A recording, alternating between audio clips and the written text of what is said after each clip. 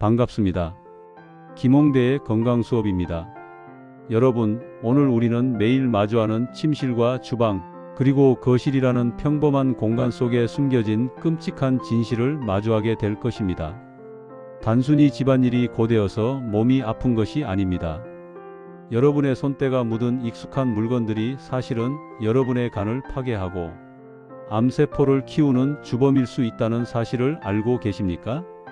오늘 이 강의를 끝까지 듣지 않으신다면 여러분은 사랑하는 가족에게 매일 독극물을 섞은 음식을 대접하고 거실과 침실에서 치명적인 독가스를 마시게 하는 실수를 반복하게 될 것입니다.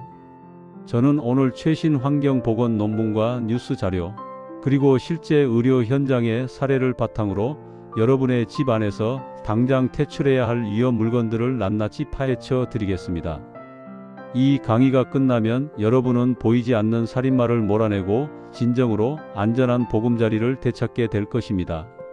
지금부터 집중해 주시기 바랍니다.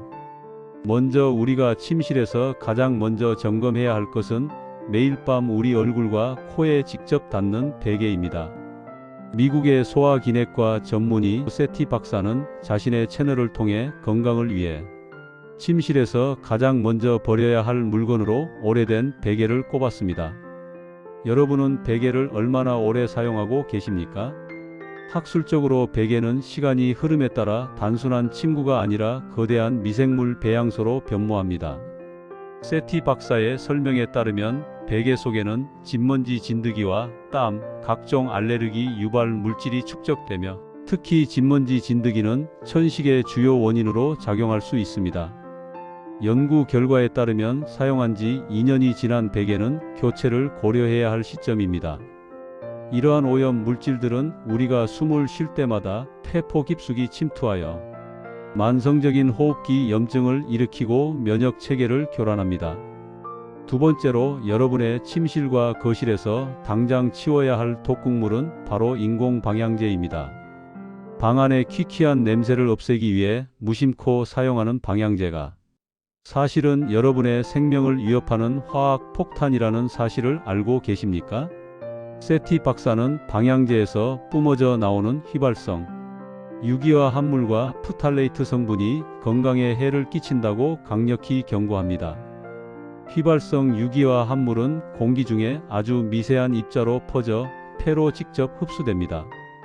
이는 단기적으로는 원인 모를 현기증이나 두통, 집중력 저하를 유발하지만 장기적으로는 심폐질환과 생식기능 저하를 불러오며 심지어 암까지 유발할 수 있습니다. 미국 환경보호청의 자료를 보면 방향제에 포함된 프탈레이트는 인체의 호르몬 체계를 뒤흔드는 내분비계 교란 물질이며 천식을 유발하는 주요 인자로 명시되어 있습니다. 충격적이게도 시중에서 판매되는 방향제의 86%에서 이 치명적인 프탈레이트 성분이 검출되었다는 조사 결과도 있습니다. 세 번째는 주방의 살인마, 오래된 코팅 프라이팬과 낡은 플라스틱 반찬통입니다. 많은 분이 코팅이 조금 벗겨진 팬을 아깝다는 이유로 계속 사용하시는데 이는 학술적으로 볼 때 1급 발암 물질인 과불화화 합물을 직접 섭취하는 것과 다를 바 없습니다. 프라이팬 코팅제에 주로 쓰이는 성분은 열을 가할 때 기화되어 호흡기로 들어올 뿐만 아니라 음식물에 섞여 체내로 유입됩니다.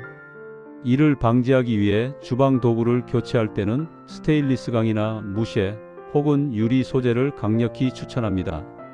스테인리스는 부식에 강하고 화학 물질의 용출이 거의 없으며 무쇠는 천연 철분을 보충해주는 긍정적인 효과도 있습니다. 또한 낡은 플라스틱 용기에서 용출되는 비스페놀 A는 대표적인 내분비계 교란 물질입니다. 이는 생식기능 저하와 암 유발의 주범으로 꼽히며 특히 뜨거운 음식을 바로 담거나 전자레인지에 돌리는 행위는 우리 몸속으로 환경호르몬을 직접 주입하는 것과 같습니다. 네 번째로 점검해야 할 것은 바로 침대의 본체인 매트리스입니다. 세티 박사는 7년 이상 사용한 매트리스는 수면의 질을 악화시키고 만성적인 허리 통증을 초래할 수 있다고 강조하며 신속한 교체를 권고합니다. 학술적인 관점에서 볼 때 매트리스는 구조상 세탁이 거의 불가능하기 때문에 수년간 쌓인 인간의 체액과 미세먼지는 곰팡이와 박테리아의 온상이 됩니다. 매트리스를 올바르게 관리하기 위해서는 주기적으로 앞뒤를 뒤집어 하중을 분산시키고 최소 6개월에 한 번은 전용 청소기로 미세먼지와 진드기를 제거해야 합니다. 또한 수면 중 발생하는 습기를 배출하기 위해 하루에 한 번은 침구를 완전히 걷어내어 매트리스가 숨을 쉴 수 있게 해주어야 합니다. 그렇다면 거실의 공기질을 높이기 위한 올바른 방법은 무엇일까요? 가장 중요한 것은 규칙적인 환기입니다. 하루 3번, 오전과 오후 그리고 저녁에 최소 10분 이상 창문을 완전히 열어 맞바람이 통하게 해야 합니다.